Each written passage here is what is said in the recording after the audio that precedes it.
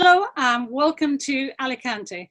I'm Sarah Jane Evans, a great lover of Spain. It's my pleasure today to be taking you on a journey to the sunny lands of Alicante. So without further ado, let's press the button to share the screen and we can start on my presentation.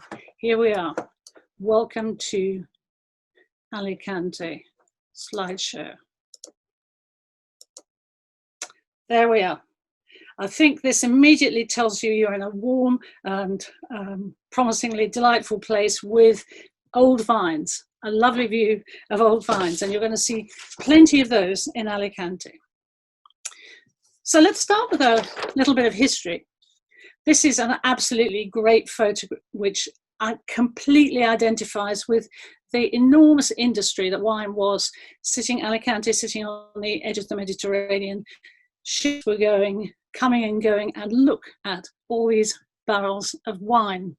So there's a very, very long history of wine growing, wine making in Alicante. It goes back to the Romans, it goes back to the Phoenicians, and to the transport of wine. But in fact, the Dio Alicante was created in 1932. And then in 1957, we finally had the formality of a Consejo Regulador, one of the early ones, in fact. But it was really not until the 1990s that Alicante relaunched itself as a wine region, one that we know today. And if you look at it now, we have just over 40 wineries in the denomination. And of those, well, I think you could probably guess that Monastrell counts for 3/4 of the plantings. I'm going to be talking a lot about Monastrell today. We're in the heart of Monastrell, which is otherwise known as Mourvèdre or Matereau, but it's from this region that Monastrell began. So I think, understandably, anybody from around here feels a certain pride in the variety they have, and we'll be able to taste some today and discover just what it is that makes Monastrell so magical. And something, obviously, I mentioned the good weather and the sunshine. As a result, Alicante has the largest production of certified organic wines in Spain, which is another fact worth considering. So that's a little bit of positioning. And then let's see where we're going to be. So this now is Alicante. As you can see, it's quite a long way down the Mediterranean coast, and it's absolutely on the tip of the coast, and there are some very famous and well-known beaches and holiday resorts all the way along the coast, but yeah, very close. There's some terrific vineyards. So if you're thinking of having a holiday in Alicante or in the area, just make sure you buy some local wine. So we're going to be I'm going to be talking about 6 wines as a kind of presentation of the sorts of things you can find in Alicante. And I wanted, obviously, to feature Monastrell, but I couldn't miss featuring another very special variety that Alicante makes so well, and that is Moscatel, the white grape variety. So we're going to be starting with number 1 with a lovely winery, which is practically dipping its toes into the Mediterranean. Then we're going to be jumping inland to, forgive me, I've gone too far, let's try again. We're going to be jumping inland to winery number 2, and indeed to winery number 4, an area called Salinas, which has a rather interesting story about it. Then we're going to jump back to winery number 3, back towards the coast, back towards Moscatel country. And then we're going to, after revisiting Salinas, we're going up here into the hills to number 5. And then finally, we're including the whole area of Alicante. We're ending up in number 6. So as I say, these were wines which I tasted. I tasted a whole selection, and I just like the diversity of choice they give us to show what's happening in Alicante today. So let's start with a white wine. Well, I went to visit Marabano at Jesus Pobre. Jesus Pobre is a little village just near a very well-known resort of Denia. And it's rather fascinating that despite all the development of tourism, Jesus Pobre still exists as a local town, and there is somebody making wine in a vineyard. Now, Mara only has 8.5 hectares, and it's called Les Freses because it used to be a strawberry plantation, which is a lovely story in itself. When I visited her today when they were working on the harvest, she was very keen to show us what she has. It's only a little winery, but she has an interest in amphoras, and she has these lovely amphoras which she actually makes the wine in. And as you know, making wine in amphora, going back to the old traditions, going back to the containers that the Phoenicians and Romans would have used, is a very interesting development in modern winemaking today across Spain and in Alicante. So she has a wine called Amphora. Do look out for that. And she's also got a rosé called Rosa, which is made from a red muscatel. So she doesn't make a lot of wine, but what she makes is super interesting. So here we are. The one I chose from her range is her straightforward white muscatel. And I wanted to pick this because people in the wine world are often very down on this particular type of Moscatel, Mosquito De Alejandria. It's always regarded as the poor relation. But actually, if you taste this, you'll begin to understand how it can be when it's really good. So she's not got one vineyard of one Moscatel. She has 14 different clones, and then she's got different rootstocks. And so she's able to blend in different stylistic flavors and characters of the Moscatel to make something really fun. This is a relatively new business, but she's got these very lively limestone and clay soils, and it's just a very straightforward wine, relatively low in alcohol and ideal for summer drinking.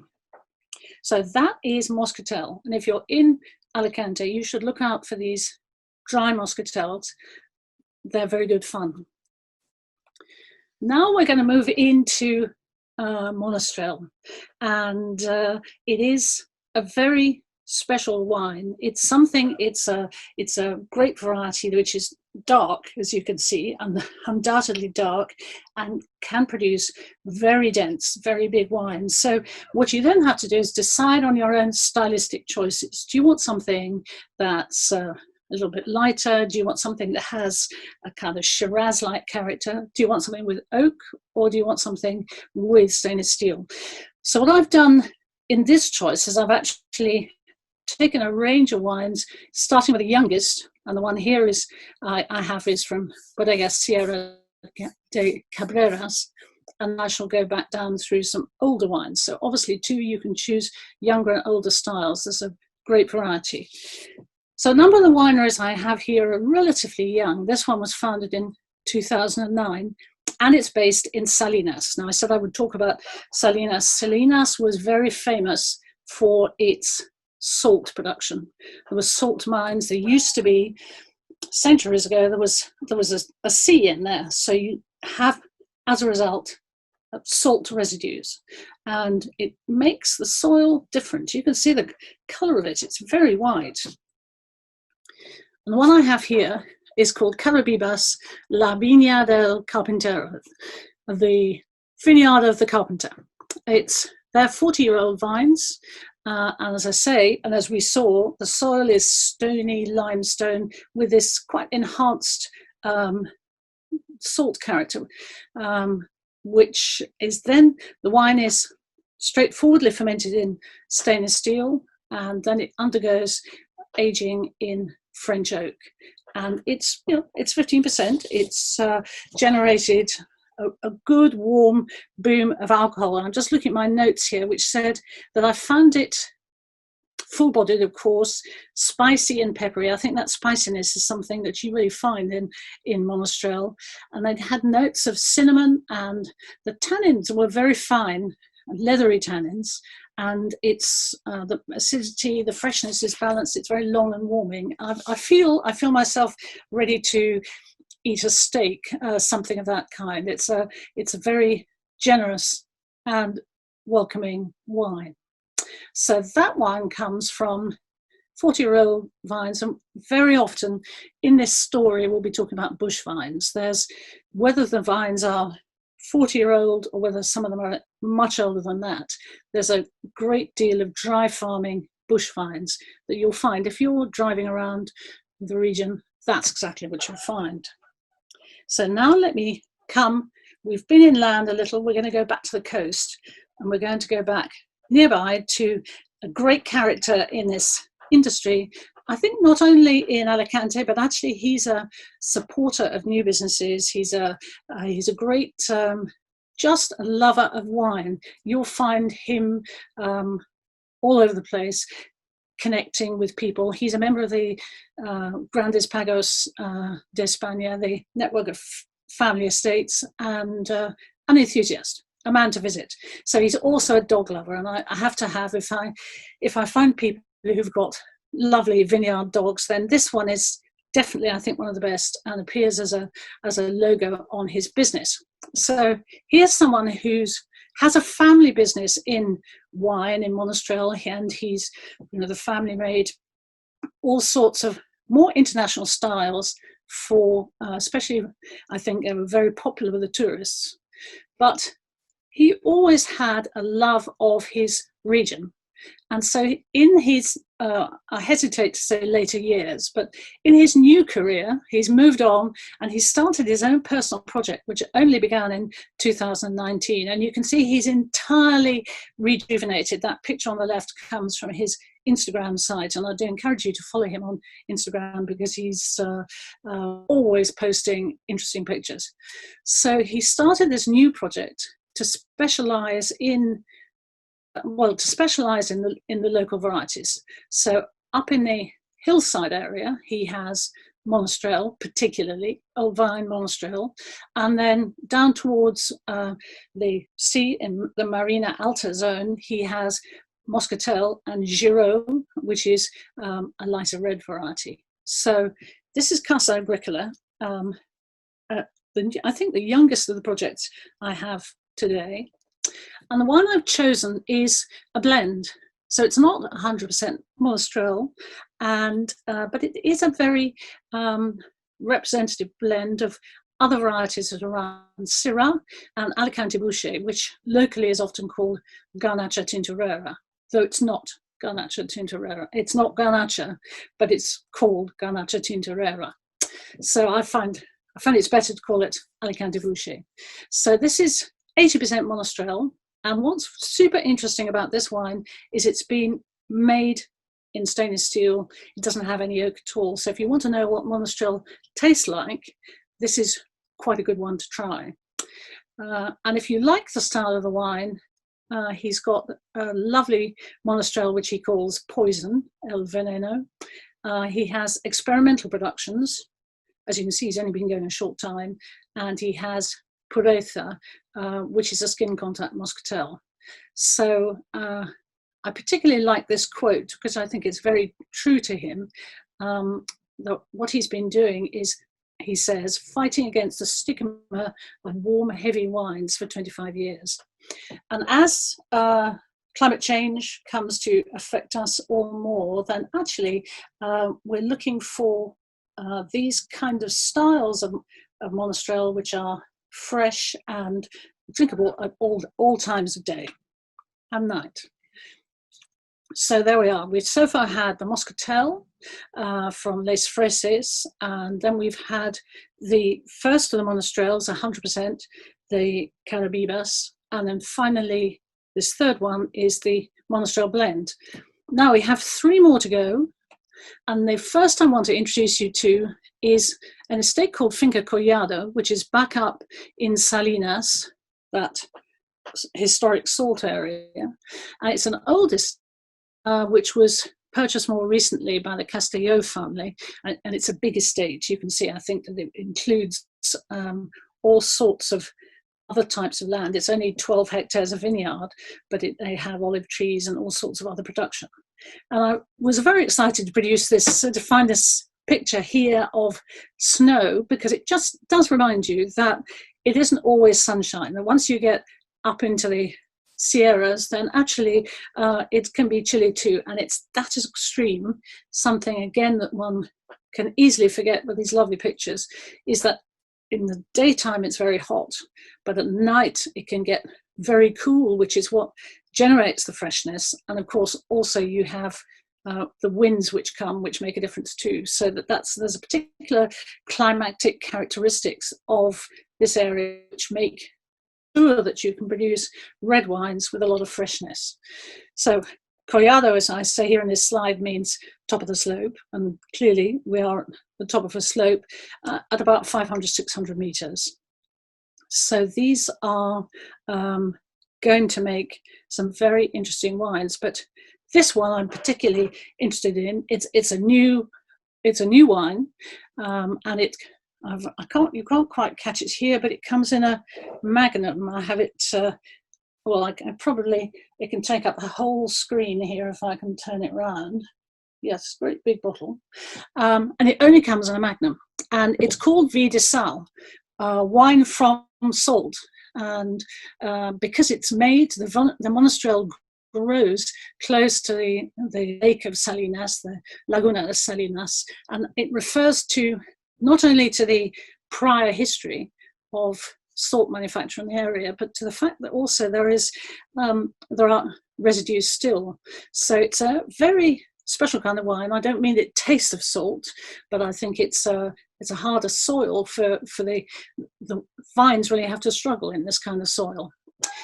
So this is the first vintage, the one I have here, which is 2016, and it's only going to be made in the best years. So we know that 2018 is coming, and it has been fermented and aged in oak, but they've chosen to use large, very 600 litre large oak. So the effect is much more reduced. And my note says here, let's have a look. Yep, it's very fine aromatics, very elegant, a lightly smoky aroma coming from the oak. It's full-bodied and it builds to a savoury style. The freshness is quite distinct. It's chewy, dark, fleshy, mulberryish, big and spicy, all those words. Definitely a wine to last. That's something that's quite notable in these wines I've been tasting, that they have a capacity to age. Just because you buy it now doesn't necessarily mean you have to drink it this weekend or next week. You need to look at monastrels and see how they develop, see how the tannins integrate. Very often they'll do with more time in the cellar to give it their very best. But I think this Finca Corado shows it has a very promising future ahead. So now we come back into inland, 630 meters. We have a Mediterranean climate, but this is a wine from Vins del Comtat, and it's in a region called El Comtat. So we're further away from the Mediterranean, but nevertheless, those influences are important. And I wanted to include a picture of their soil because you can see the sand, there's clay, but there's also these limestones. And I think one of the things that people get really excited about in fine vineyards is limestone. So it's something clearly that also has excited the producers here. And at Vins del Comtat, they have a new project to recuperate the old vineyards and to celebrate the old varieties and to encourage their renaissance in a world where, until relatively recently, people were keen to plant the international varieties, Cabernet, Merlot, and indeed a bit of Syrah, perhaps, Chardonnay. Then actually it's lovely now to see Alicante, but not just Alicante, to see Spain rediscovering its own varieties and expressing them so very well. So the wine I have here from David Carbonell is El Salze. So this is a particularly new project. There's 2 wines under this label, and they have 8 hectares of these bush vines. This is a rather nice picture up on the top left of David with a lovely bush vine, which showing the intense purplish, bluish fruit, and just how it ripens before harvest.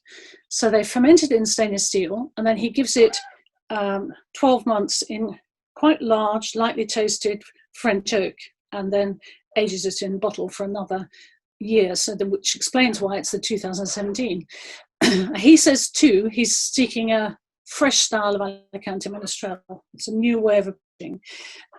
And this is particularly, as I noted, it's something that it's not too weighty, it's medium-bodied. You absolutely see the kind of type he's going for, and it's a very supple style as well. It may have had the oak, it may have the Monastrell's tannins, but it's a very supple, dense wine with a lovely aromas of roasted red fruits. And that pepperiness, the spiciness we've come to expect. And then it has the enrobing with oak. And this makes it a wine I think would benefit from a little more time aging. It's already had a year in their cellar, but I think without harm you could keep it longer, and it would give a lot of pleasure.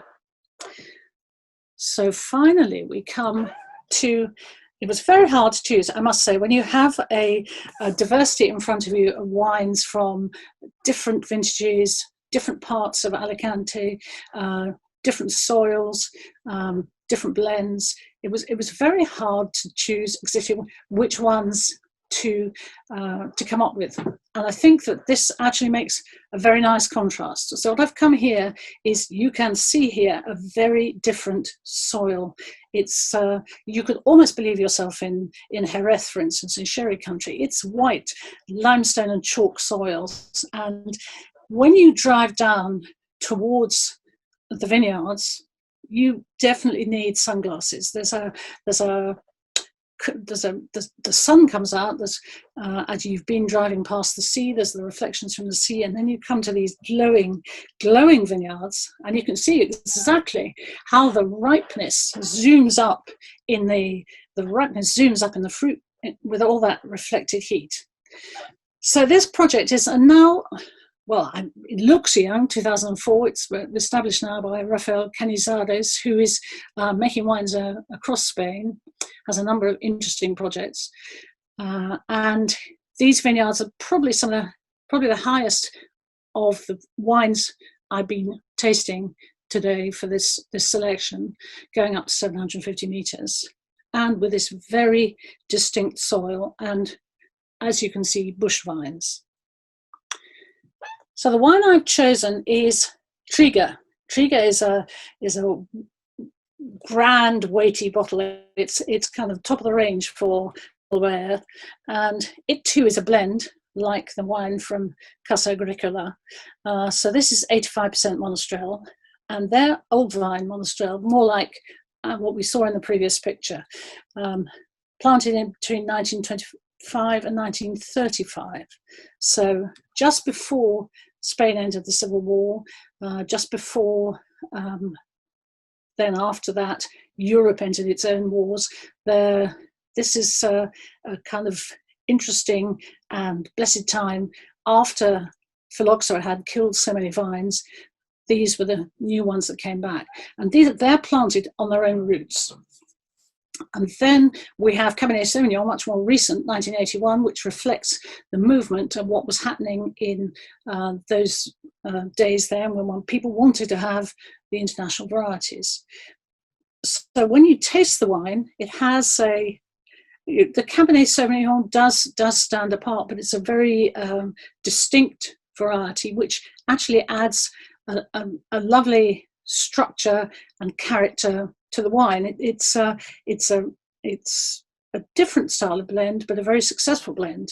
So it's been fermented in the stainless steel, and then they've aged it for nearly 2 years in new French oak with a Bordeaux size, and and the Burgundy size.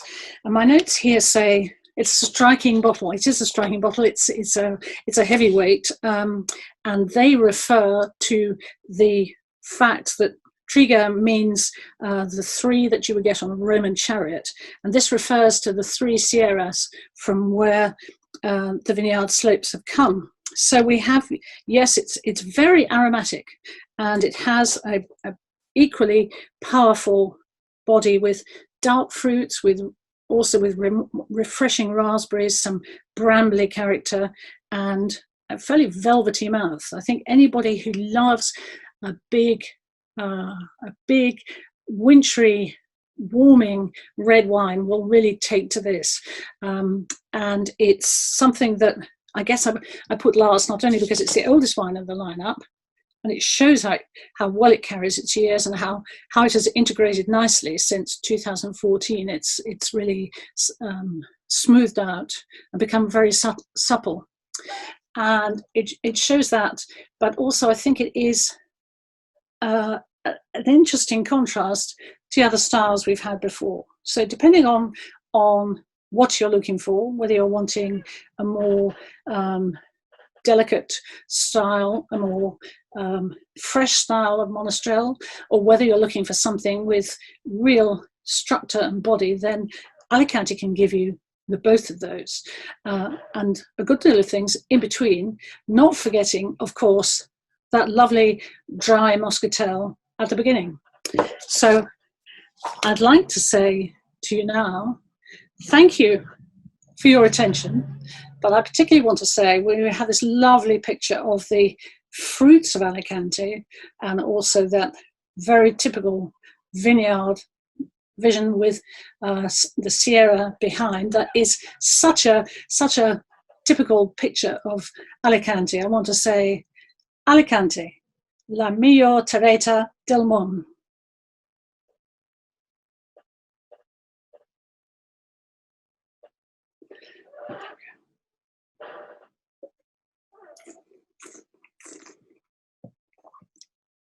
Delicious.